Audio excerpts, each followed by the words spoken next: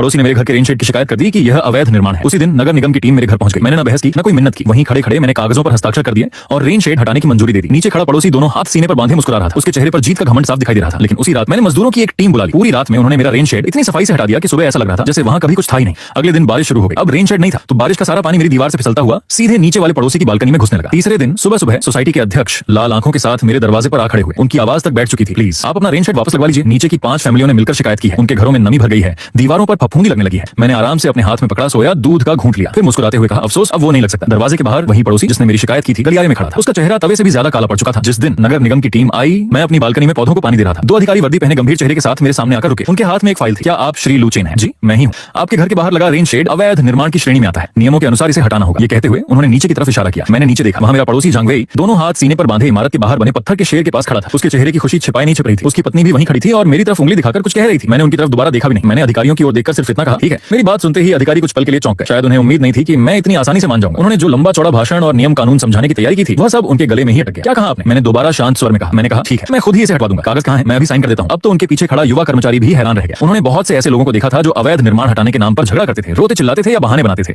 लेकिन मेरी तरह बिना एक शब्द बोले मान जाने वाला शायद पहली बार मिला था। मुख्य अधिकारी ने तुरंत फाइल से नोटिस निकाला और कहा नियमों के अनुसार आपको 3 दिन का समय दिया जाता है। अगर आपने खुद नहीं हटाया तो हमें जबरदस्ती हटाना पड़ेगा। मैंने पेन लिया और बिना एक पल गंवाए अपने हस्ताक्षर कर दिए। फिर मुस्कुराकर बोला 3 दिन की जरूरत नहीं है, मैं आज रात ही इसे हटवा दूंगा। अधिकारी ने सिर हिलाया। सहयोग के लिए धन्यवाद। उनके जाने के बाद मैं फिर से अपनी ऑर्किड के पौधों को पानी देने लगा। तभी नीचे से झांगवेई जोर से चिल्लाया, सुना तुमने? अवैध निर्माण है, जल्दी हटाओ, सार्वजनिक जगह पर कब्जा मत करो। उसकी आवाज इतनी तेज थी कि आसपास टहल रहे कई बुजुर्ग भी रुककर हमारी तरफ देखने लगे, लेकिन मैंने उसकी तरफ देखा तक नहीं। पौधों को पानी देने के बाद मैंने अपना मोबाइल निकाला, सोसाइटी के व्हाट्सएप ग्रुप में जाकर ईमानदार रेनोवेशन नाम के कॉन्टैक्ट पर कॉल लगाया। हेलो क्या मैं मास्टर जो से बात कर रहा हूँ? जी सर बोलिए। मैं बिल्डिंग नंबर 7 फ्लैट 601 से लुचेन बोल रहा हूँ। मेरे घर का रेन शेड आज रात ही हटवाना है। क्या आप लोगों को भेज सकते हैं? पैसों की चिंता मत कीजिए, जरूरत पड़ी तो मैं ज्यादा दे दूंगा। उधर से तुरंत जवाब आया, बिल्कुल सर आज रात हमारे कुछ मजदूर खाली हैं, हम आपका रेन शेड बिल्कुल साफ सुथरे तरीके से हटा देंगे। फोन रखने के बाद मैं रसोई में चला गया और रात का खाना बनाने लगा। झांगवेई का परिवार करीब 6 महीने पहले ही हमारे नीचे वाले फ्लैट में रहने आया था। उनके आने के बाद इस पूरी बिल्डिंग की शांति जैसे खत्म हो गई। कभी उन्हें ऊपर से चलने की आवाज से शिकायत होती, कभी गलियारे में रखे सामान से, तो कभी सोसाइटी की आवारा बिल्लियों से। उन्होंने अपनी बालकनी को एक छोटा सा कांच का गार्डन बना रखा था। 2 दिन पहले झांगवेई की पत्नी ने सोसाइटी ग्रुप में शिकायत की थी कि मेरे रेन शेड से टपकता पानी उसके फूलों पर गिरता है। झांगवेई ने भी ग्रुप में मुझे टैग करके कहा था कि इसका कोई समाधान निकालिए। मैंने सिर्फ इतना जवाब दिया था, रेन शेड का काम ही बारिश का पानी मोड़ना और बाहर निकालना है। बारिश में पानी टपकना एक सामान्य प्राकृतिक प्रक्रिया है। शायद उसे लगा कि ग्रुप में उसकी बेइज्जती हो गई। उसके बाद उसने कुछ नहीं कहा। मुझे लगा मामला वहीं खत्म हो गया, लेकिन उसने सीधे नगर निगम में शिकायत कर दी। ये रेन शेड्स मैंने इस घर में आने के पहले ही साल लगवाया था। हमारी बिल्डिंग की डिजाइन में एक कमी थी, बालकनी की बाहरी दीवार पर पानी रोकने की सही व्यवस्था नहीं थी। बारिश होते ही पानी सीधे दीवारों से नीचे बहता था। ये रेन शेड उसी पानी को सही दिशा में मोड़ता था और दीवारों की सुरक्षा भी करता था। 10 साल से ज्यादा समय तक कभी कोई समस्या नहीं हुई, जब तक झांगवेई यहाँ रहने नहीं आ गया। शाम के ठीक 7 बजे मास्टर जू अपने 2 मजदूरों के साथ पहुंच गए। कुछ ही देर में ड्रिल मशीन और कटर की तेज आवाज पूरे इलाके में गूंजने लगी। शायद झांगवेई ने यह आवाज सुन ली थी। वह खास तौर पर नीचे आकर खड़ा हो गया। पत्थर के शेर के पास खड़े होकर उसने एक सिगरेट जलाई और मुस्कुराते हुए देखने लगा कि कैसे मेरा रेन शेड टुकड़ों में काटकर नीचे उतारा जा रहा है। हर गुजरते मिनट के साथ उसके चेहरे की मुस्कान और चौड़ी होती जा रही थी। रात गहराती जा रही थी, लेकिन उसे बिल्कुल भी अंदाजा नहीं था कि उसकी असली मुसीबत अब शुरू होने वाली थी।